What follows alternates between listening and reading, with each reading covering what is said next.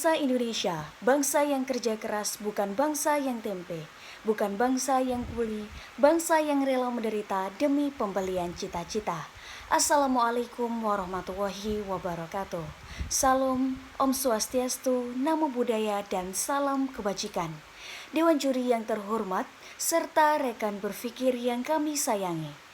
Izinkanlah kami kelompok Raden Mas Surahman dari Universitas Jember dengan saya di sini sebagai pembicara pertama yaitu Wilda Aulia dan rekan saya Ari Monik selaku pembicara kedua dan rekan saya Fitrianingsih sebagai pembicara ketiga. Pada kesempatan kali ini, saya selaku pembicara pertama berstanding position selaku tim pro yang mendukung mosi perdebatan kita, yakni Dewan ini mendukung masa jabatan presiden menjadi 3 periode. Adapun parameter yang akan disampaikan oleh pembicara pertama selaku tim pro adalah urgensi 3 periode jabatan presiden, cara pengimplementasian 3 periode jabatan presiden, dan contoh yang mendukung 3 periode jabatan presiden. Yang dimaksud dalam 3 periode jabatan presiden adalah kesempatan presiden untuk mengikuti kontestasi politik dan menjabat selama 15 tahun atau 3 periode. Adapun urgensi dari 3 periode jabatan presiden adalah berkaitan dengan keberlanjutan pembangunan yang berpengaruh dalam perbaikan tata kelola pemerintahan yang sedang dijalankan saat ini dan juga membawa efek keberlanjutan. Yang dimaksud efek keberlanjutan adalah perbaikan kehidupan berbangsa dan bernegara Indonesia di masa mendatang. Kepentingan nasional negara Indonesia harus tetap mengalami perjuangan dalam pemenuhannya dengan baik. 3 periode ini akan berkesinambungan dalam stabilitas kehidupan bernegara yang diantaranya pada bidang sosial, ekonomi, dan politik. Jika di masa mendatang akan ada pergantian pemimpin, maka yang terjadi adalah pertikaian baru yang memunculkan kubu-kubu baru dalam pemilu yang berujung pada perpecahan.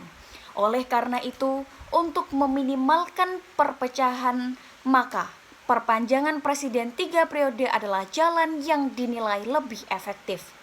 Pemikiran dari kepala negara yang baru juga belum tentu relevan dengan pemimpin sebelumnya, sehingga program kerja pembangunan maupun yang lainnya akan terbuang sia-sia walaupun sudah berada di tengah perjalanan pengerjaan.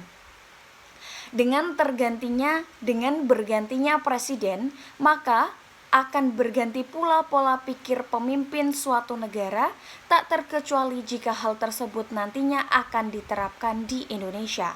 Saya mempertegas kembali bahwasannya 3 periode masa jabatan presiden harus diterapkan di Indonesia pada rezim Jokowi ini. Rezim Jokowi lebih siap untuk menghadapi kenyataan di masa depan dan program-program yang berjalan dapat tuntas dengan baik, begitupun target-target yang telah direncanakan. Contoh pembangunan pada masa peralihan pemimpin SBY dan Jokowi yang memakan banyak biaya akibat berhenti di tengah jalan karena mengalami rancangan yang berbeda antara pemimpin-pemimpin tersebut. Di antaranya Wisma Atlet Hambalang, jembatan yang ada di Ambon, jalan tol Trans Jawa, dan masih ada program lainnya. Hal ini didasari dengan cara berpikir pemimpin yang mengalami perbedaan cukup jauh. Untuk mengimplementasikan 3 periode masa jabatan ini dapat dilakukan dengan cara melaksanakan amandemen Undang-Undang Dasar 1945. Jika amandemen ini dilakukan, maka Indonesia melakukan amandemen selama 5 kali. Undang-Undang Dasar 1945 bukanlah kitab suci, namun patokan bagi warga negara Indonesia agar dapat hidup sesuai dengan dasar negara. Jadi, Undang-Undang Dasar 1945 ini adalah sifatnya normatif yang dapat disempurnakan sesuai dengan kebutuhan warga negaranya. Aturan yang dibuat pada masa lalu dapat mengalami ketidakselarasan pada penerapan saat ini. Maka hal tersebut begitu mendukung dilaksanakannya amandemen Undang-Undang Dasar 1945 yang kelima, agar masa 3 periode jabatan presiden ini dapat diimplementasikan dengan baik. Itulah tadi pembicara pertama. Selanjutnya akan dilanjut oleh pembicara kedua dan juga pembicara ketiga. Dewan juri yang kami hormati, rekan pemerintah yang kami kasihi, serta pengatur waktu yang kami cintai. Perkenalkan, saya Ari Monik sebagai pembicara kedua dari tim oposisi akan memaparkan sejumlah data dan juga bidasan yang telah disampaikan oleh pembicara pertama dari pihak pemerintah. Baik, Dewan Juri yang kami hormati, perlu kita ketahui bahwasanya pembatasan maksimal 2 periode dilakukan agar Indonesia terhindar dari masa jabatan kepresidenan tanpa batas sebagaimana pernah terjadi pada masa lalu. Sekaligus memastikan bagaimana regenerasi kepemimpinan nasional bisa terlaksana dengan baik, sehingga tongkat estafet kepemimpinan bangsa bisa berjalan berkesinambungan, tidak hanya berhenti pada satu orang saja. Dengan adanya kesinambungan tongkat estafet pada kepala yang lainnya, tentu ini akan menghasilkan inovasi-inovasi baru yang tentunya sangat dibutuhkan jika kita melihat kepada dunia yang saat ini semakin dinamis. Dewan juri yang kami hormati, negara kita bukanlah negara yang kekurangan akan generasi intelektual. Oleh sebab itu, dengan adanya mosi, Dewan ini mendukung jabatan presiden menjadi 3 periode tidak memiliki urgensi untuk disepakati. Pada dasarnya, banyak sekali generasi yang mampu untuk melanjutkan kepemimpinan dan mereka juga diberkati dengan intelektualitas yang memadai. Dengan adanya jabatan presiden selama 3 periode tentu akan menekan partisipasi rakyat untuk menjadi pemimpin dari sebuah negara, khususnya negara Indonesia. Adanya presiden yang diberikan amanah secara 3 periode juga sangat berisiko tinggi untuk membuat perpecahan yang akan terjadi. Sebab ketika jabatan 3 periode ini benar-benar disahkan, maka akan kembali pada masa lalu sebelum para rakyat memperjuangkan reformasi. Jika menilik pada perjuangan reformasi dan juga tujuan dari reformasi, maka memberikan jabatan presiden sebanyak 3 periode akan bertentangan dengan reformasi dan dapat mengganggu demokrasi yang ada di Indonesia.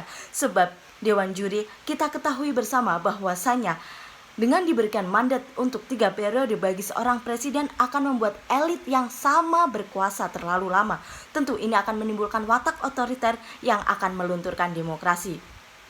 Dewan juri yang kami hormati, analisis lain yang dapat ditarik ketika adanya jabatan 3 periode ini akan melunturkan demokrasi adalah ketika ingin menetapkan presiden menjadi 3 periode, maka tentunya harus mengubah undang-undang yang sudah mengatur bahwasanya jabatan presiden hanya berdurasi 2 periode. Jika ini terjadi, maka akan menimbulkan persepsi bahwasanya setiap kelompok maupun orang mampu dengan mudahnya untuk mengubah tatanan untuk memperlancar urusan mereka.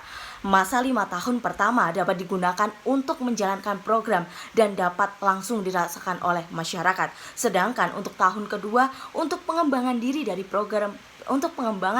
program-program tersebut. Tentu ini dapat dilihat bahwasanya ini dapat dikatakan efektif untuk negara kita tercinta yakni Indonesia. Dewan juri yang kami hormati, tidak ada jaminan ketika jabatan 3 periode ini ditawarkan dan disahkan akan menghasilkan output yang lebih baik. Namun dalam data dan juga jejak rekam masa lalu, 2 periode dinilai ideal untuk kepemimpinan suatu negara yakni Indonesia.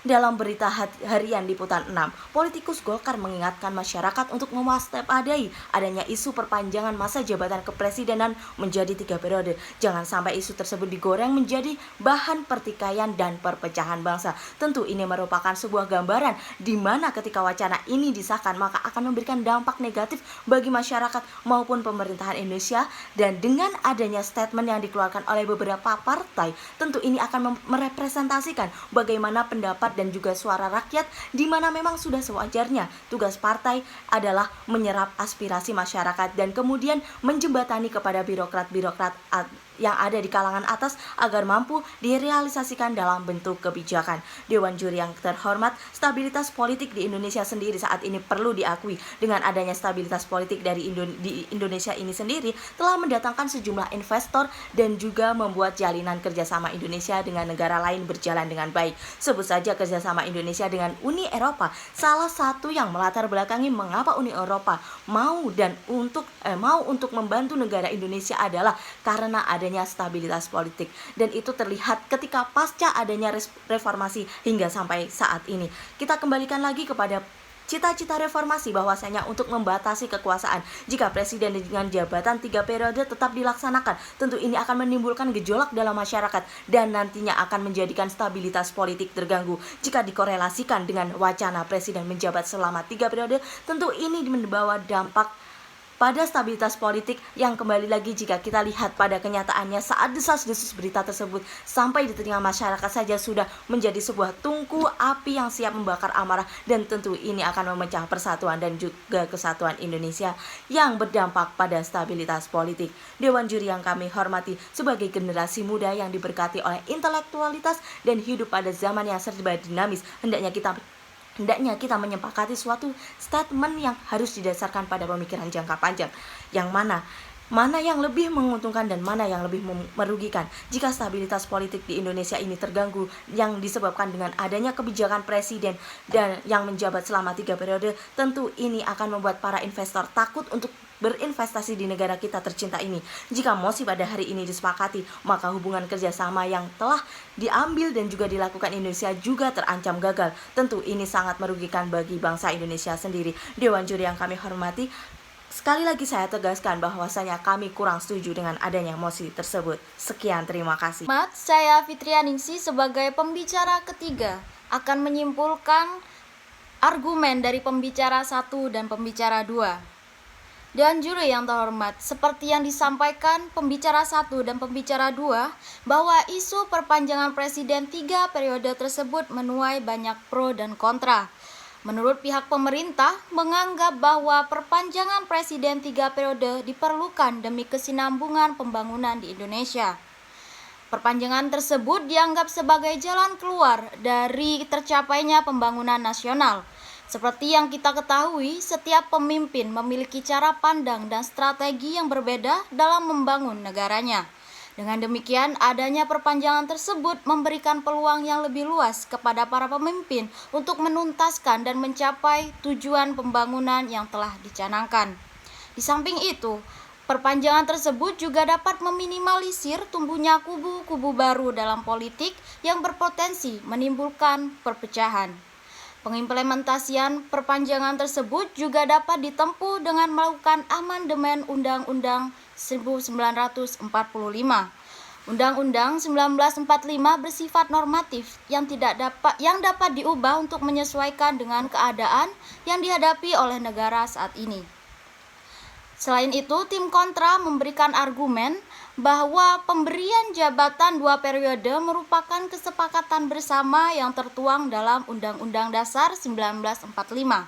Keputusan tersebut juga diambil untuk menghapuskan jabatan kepresidenan tak terbatas yang dapat menumbuhkan watak-watak otoriter di pemerintahan.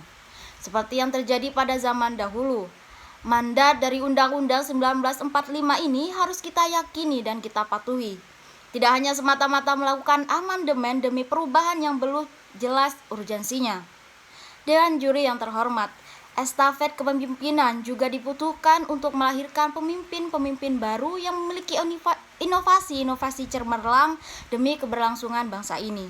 Selain itu, tidak ada jaminan 3 periode kepemimpinan dapat menghasilkan output yang baik, dan 2 periode dianggap cukup efektif, di mana 5 tahun pertama untuk menjalankan program dan 5 tahun kedua untuk pengembangannya. Dalam menanggapi isu tersebut, kita harus memikirkan kestabilan politik yang ada. Jangan sampai isu perpanjangan tersebut membuat publik terpecah.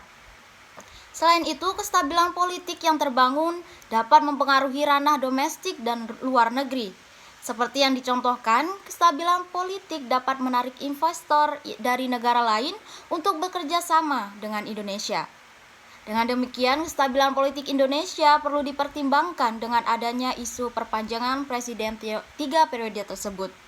Terlebih dalam mencanangkan sesuatu gagasan haruslah selalu mempertimbangkan hal-hal dengan matang. Sebagai kaum intelektual, kita harus menimbang sesuatu secara mendasar dan memikirkan efek jangka panjang.